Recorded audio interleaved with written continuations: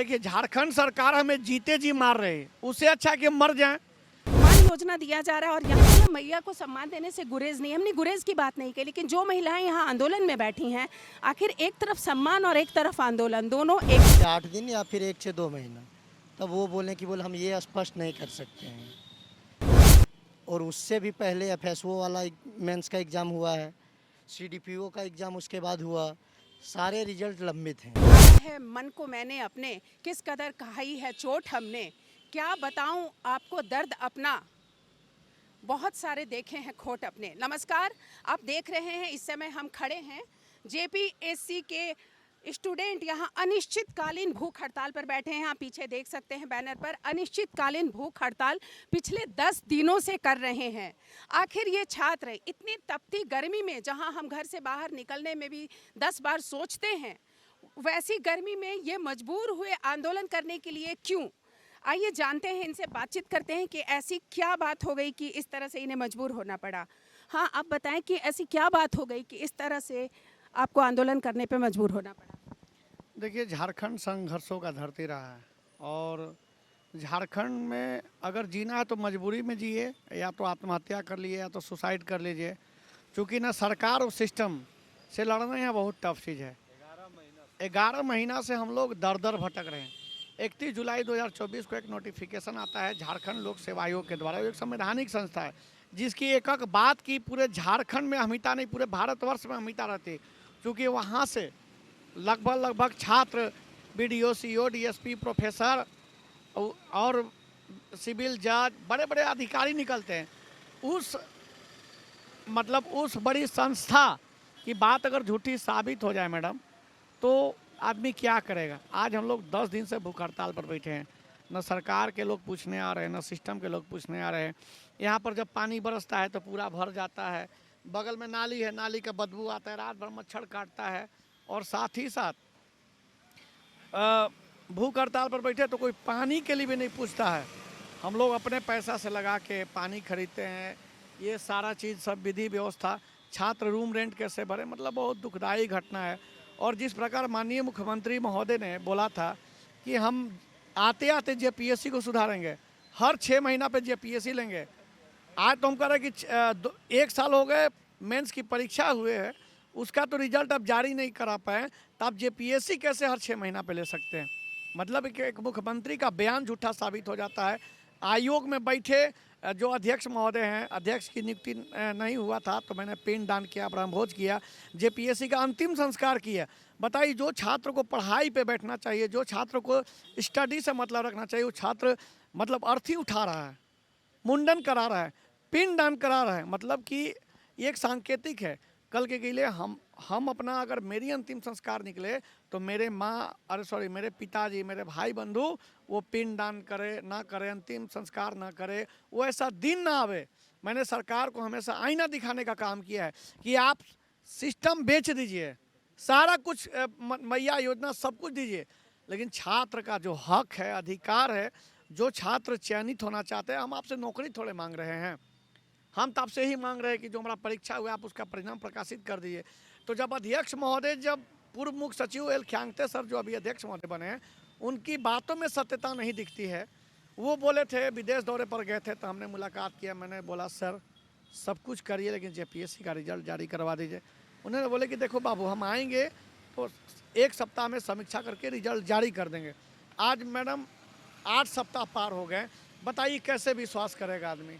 Last में भूख हड़ताल पर बैठ गए और सारी स्थिति परिस्थिति को देखते हुए जब मेरा सिस्टम, शरीर का सिस्टम धीरे धीरे जवाब देने लगा तो हमें लगा कि नहीं, हमें लड़ाई जारी रखना होगा। आप देख सकते हैं इनके दर्द को कि किस कदर इनका दर्द ये बयां कर रहे हैं। अभी कल इनकी तबीयत भी बहुत ज़्यादा ख़राब हो गई थी, हॉस्पिटलाइज करना पड़ा था। आज भी इनकी स्थिति बहुत अच्छी नहीं है, बावजूद ये लोग यहाँ पर मजबूर हैं। जो देश के युवा, देश के कर्णधार भविष्य हैं, आज उन भविष्य को आंदोलन करने पर मजबूर होना पड़ा है। और ये मरने की बात कर रहे हैं कि हाँ, कल को अगर हम मर जाएं, आखिर क्यों ये स्थिति आई है, क्या कर रही है ये सरकार, ये बहुत सोचने वाली बात है। अच्छा, आपने बोला कि सरकार मैया योजना दे रही है, ठीक है, लेकिन मैया योजना देने के बाद हमने देखा यहाँ मैयाएं भी बैठी हुई हैं धरने पे, तो क्या उन मैयाओं के साथ न्याय कर रही है सरकार? देखिए, मैया योजना का हम सम्मान करते हैं, लेकिन मैया योजना में जो बेटी है, बहन है, दीदी लोग हैं, उनका ये लोग अपमान कर रहे हैं। वे तक ये तक कहते हैं, यहाँ तक देखिए हम लोग नारा में लगाए हैं कि जेपीएससी रिजल्ट जारी करो या फांसी दो। मतलब हम चाहते हैं कि आप हमें जीते जी मार दो, आप हमें जीते जी मार दो, मरने तो छोड़ दो, मरने के बाद तो अंतिम संस्कार, अंतिम प्रक्रिया होता है वो होगा, लेकिन हमें जीते जी मारना चाहते हैं, हम खुद नहीं मरना चाहते। सरकार से कहते हैं आप हमें फांसी दे दीजिए, ताकि हम मरेंगे भी तो आने वाला जनरेशन कहेगा कि नहीं, हमारे जो पूर्वज थे, चाहे हमारे जो भैया लोग थे, अभिभावक लोग थे, उन्होंने अपने अधिकार के लिए सरकार से खुद अपनी जान करी कि भैया ले लो। देखिए, झारखंड सरकार हमें जीते जी मार रहे हैं, उससे अच्छा कि हम मर जाएं। झारखंड सरकार हमें खुद मार रहे हैं। आज हमें समाज के लोग और जो हमारे परिवार के जो कुछ संबंधित हैं, वे लोग ताना मार रहे हैं। इसीलिए हम लोग मरने के बाद इसलिए कहते हैं कि सरकार हमें मार दे। उनको सम्मान योजना दिया जा रहा है और यहाँ हम आंदोलन करने को मजबूर हैं, आखिर क्यों? आपके साथ इस तरह का अन्याय क्यों? अब क्या पता, सरकार तो छात्र के बारे में कभी सोचती ही नहीं है। हम छात्रों के बारे में यहाँ पे उनको कोई मतलब नहीं, इनको वोट से मतलब है। मैया सम्मान योजना से उनको वोट मिलता है, इसी का कारण मैया सम्मान के बारे में सोचते हैं हमेशा। तो वोट तो आज के युवा भी देते हैं, फिर ऐसा क्यों लगता है उनको? युवा तो देश के भविष्य। क्योंकि देखिए, वोटर्स जो पढ़े लिखे हैं वो सब जानते हैं कि इसका क्या फायदा है, क्या नेगेटिव पॉजिटिव जानते हैं, तो इनको जानते हैं कि इस सबसे वोट, खासकर छात्र जो हम लोग लड़का लोग, हम लोग को ठग तो नहीं सकते हैं, तो आसान होता है महिला लोग को ठगना। तो इसीलिए मैया सम्मान योजना ला करके एक पूरा मास वोट मोबिलाइज करके वोट लिए, यही चीज़ का करके। आप क्या कहना चाहेंगे इस आंदोलन के बारे में? कितने 10 दिनों से बैठे हैं आंदोलन के बारे, मतलब क्या लगता है आपको, फैसला आएगा, आपकी बात सुनी जाएगी? पहले तो मैया सम्मान के बारे में आप जो पूछे थे, मुझे लगता है अगर वो योजना अगर महिला के लिए चल रहा है तो कहीं ना कहीं वो योजना एक कारगर योजना ही है महिला लोग के लिए। उससे हम लोग को कोई गुरेज नहीं है। सरकार एक अच्छा कदम है महिला लोग को सशक्त बनाने के लिए, और उसके लिए मुख्यमंत्री जो है धन्यवाद के पात्र भी है। लेकिन हम कहना बस इतना ही चाहेंगे कि स्टूडेंट जो है, जो आज धूप में गर्मी में बैठे हुए हैं, उनके लिए भी जो है एक जेपीएससी में जो शेड्यूल्स नहीं है, एक रेगुलर एग्ज़ाम नहीं है, उसको भी सुधारे और तय समय पर एग्ज़ाम हो, और हमारा रिज़ल्ट जो 11 महीना से पेंडिंग है वो भी हो, वो भी जल्द से जल्द प्रकाशित करें। जल्द से जल्द मतलब इसी महीने प्रकाशित कर दे, क्योंकि हम लोग भी जो है अपने करियर को चैनलाइज नहीं कर पा रहे हैं। लेकिन जो आपने बोला मैया को सम्मान देने से गुरेज नहीं, हमने गुरेज की बात नहीं की, लेकिन जो महिलाएं यहाँ आंदोलन में बैठी हैं, आखिर एक तरफ सम्मान और एक तरफ आंदोलन, दोनों एक साथ कैसे? एक साथ अगर कुछ चीज़ अगर सही हो रहा है तो उसको हम एक तराजू में नहीं तोल सकते हैं, वो एक अलग मुद्दा है, और ये जो मुद्दा है वो अलग मुद्दा है। वो महिलाएं बैठी है, उसके लिए सरकार को कोशिश करना चाहिए और कि दोनों साइड का सम्मान बराबर का हो। और हमारा जो रिज़ल्ट 11 महीना से फंसा हुआ है, और बहुत सारा एग्ज़ाम्स जो नहीं हुए हैं, जैसे एफएसओ, वो सब कुछ एग्ज़ाम, सॉरी जज के और एफएसओ का रिज़ल्ट, वो सब भी आना चाहिए। और एक जेपीएससी का शेड्यूल होना चाहिए, जैसे हमारे पड़ोसी राज्य सब में होता है, जैसे यूपीएससी में होता है, उस तरह शेड्यूल होना चाहिए, प्रॉपर शेड्यूल होना चाहिए। इनका कहना है प्रॉपर शेड्यूलिंग होनी चाहिए। और भी कुछ छात्र हैं, उनसे बातचीत करते हैं, जानते हैं। हाँ, आप बताएं इस आंदोलन के बारे में। हाँ, ये आंदोलन हम लोग विगत 10 दिनों से कर रहे हैं ताकि हमारा रिजल्ट जल्द से जल्द आए। और देखिए कि अभी तक चेयरमैन भी हमें आश्वासित नहीं कर पा रहे सही से कि रिजल्ट कब आएगा। कहाँ से आए हैं आप? हम रांची से ही हैं एक्चुअली। इतने दिनों से आप इंतजार कर रहे हैं, आपको घर में, बाहर में, समाज में लोगों की भी बातें सुननी पड़ती होंगी कि भाई देखिए, एक सिंपल सी बात है कि आम लोग पूछते हैं लड़का क्या कर रहा है, अभी तक एग्ज़ाम दे रहा है, नौकरी नहीं लग रही है, झूठ तो नहीं बोल रहा है, तो किस तरह से झेलते हैं इस तरह की बातों को आप लोग?